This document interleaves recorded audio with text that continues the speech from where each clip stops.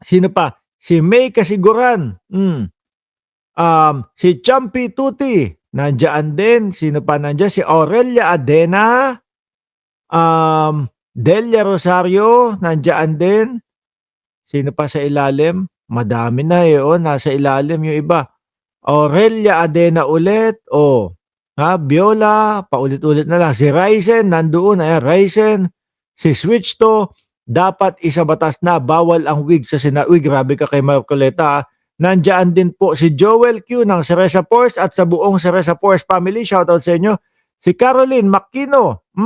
At mamaya na ho yung iba mga kababayan.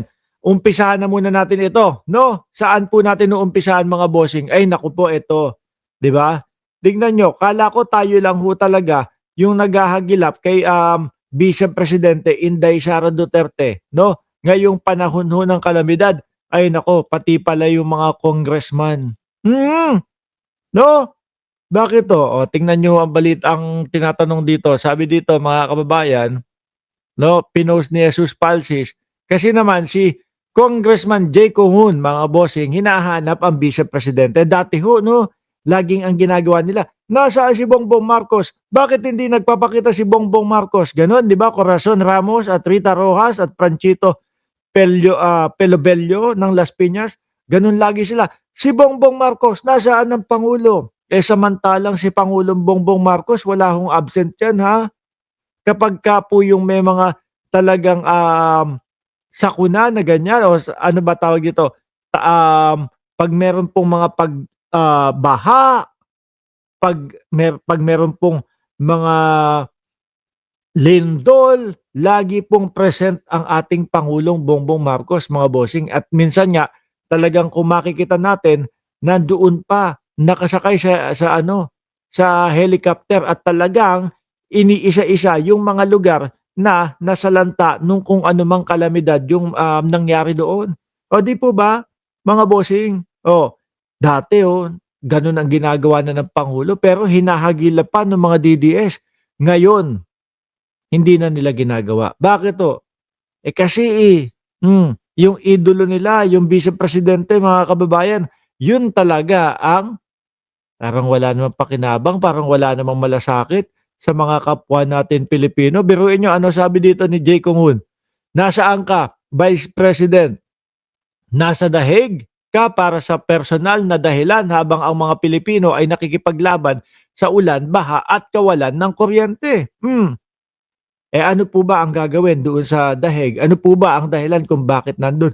Eh siguro bilang Vice Presidente, okay na siguro kahit pa 3 buwan ang pagdalaw, di ba? Siyempre kahit to papaano, mga boss pa mo sir, Vice Presidente, eh kinakailangan din po ng ating mga kababayan. Pero parang yun wala na, ang tumatakbo na lang ho sa isip nila, parang ang puro na lang ginagawa nila yung magbantay doon kay dating Pangulong Duterte. Eh mga boss pa mo sir, mga DDS, lalong-lalo na yung nandiyan sa labas ng ICC. Huy, kahit na araw-araw kayo magbantay dyan, tingin ko naman malabong palabasin o malabong pakawalan si dating Pangulong Duterte. Interim release pa lang nga lang eh. Wala na, tablado na, di ba? Oh, sasabihan naman kayo kung lalabas yan o papawalan na yan. 'Di ba? Hindi yung araw-araw nandiyan kayo. O tingnan niyo pati yung Vice Presidente, mga kababayan, wala nang ibang ginawa kundi mag-bring him home, bring him home. Punta ng Japan, bring him home. Punta ng Australia, bring him home. Punta ng Malaysia, bring him home. Nakalimutan na po yata na siya ay Vice Presidente. Kaya naman po nasasabi ni Ma'am Ning Gigi na kahit naman nasa Pilipinas siya si Sara, wala naman di silbi, sabi. Ang layunin ng INC rally ay panagutin ang mga korap at idaan sa transparency, accountability ang pag-iimbestiga. Sang-ayon ang INC sa BRC. Sabi, mamaya natin pag-usapan yan. Walang kakayanan durugin si Ping ng mga iglesia. Oh. Ako naniniwala ako diyan sa sinabi ni Sixto Concepcion. O ngayon, sabi naman po ni Jesus Palsis, mga kababayan, dito, I googled, no?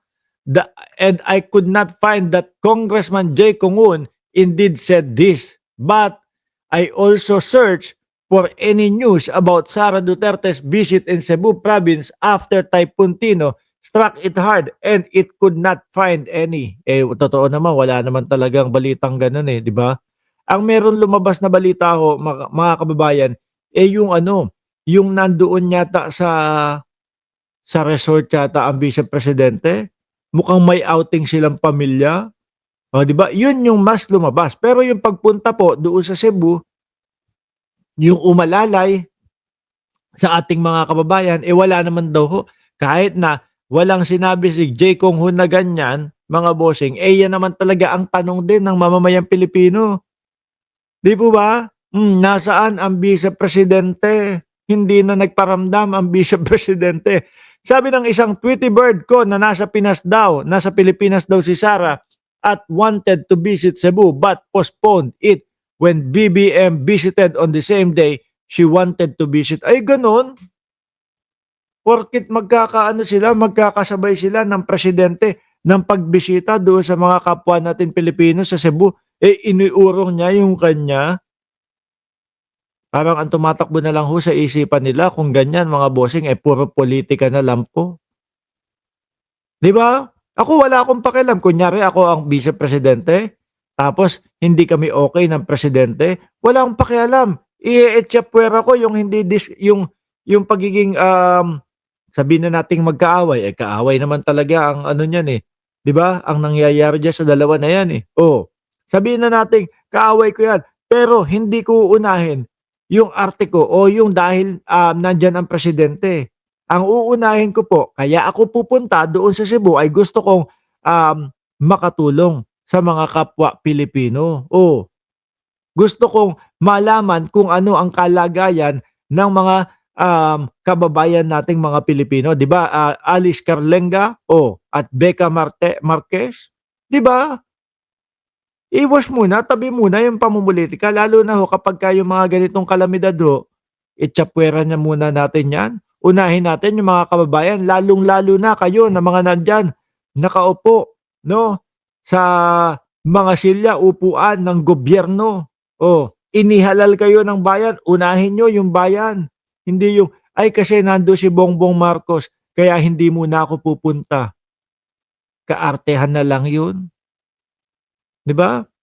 Kaya nga gusto mong pumunta doon sa Cebu, eh, para ano, tumulong, para ano, um, malaman kung ano talaga ang sitwasyon ng mga kababayan natin do'n. Hindi po, nandiyan si Bongbong Marcos, hindi na ako tutuloy. Hmm. So, ibig sabihin 'no, mga kababayan, hindi talaga nag-aalala o hindi talaga bukal sa kanyang puso o sa kanyang, pagkatao yung tulungan yung mga kapwa natin sa Cebu. Kung may balita kayo, sabi dito, what is absolute true, so far is that she has not visited Cebu until now. Wala pa din, 'no? Kung may balita kayo na bumisita na si Sara sa Cebu, paki-send sa'kin kung meron nga talaga. Eh, kaso baka busy po sir, 'no? Baka ho kasi mga kababayan, eh, nandun pa at nag-e-enjoy pa po doon sa kanilang ano, family outing. Oh, 'di ba? Becca Marquez, Ralis Carlenga, Virgie Badjola, shoutout sa inyo at Melchor Pelonio.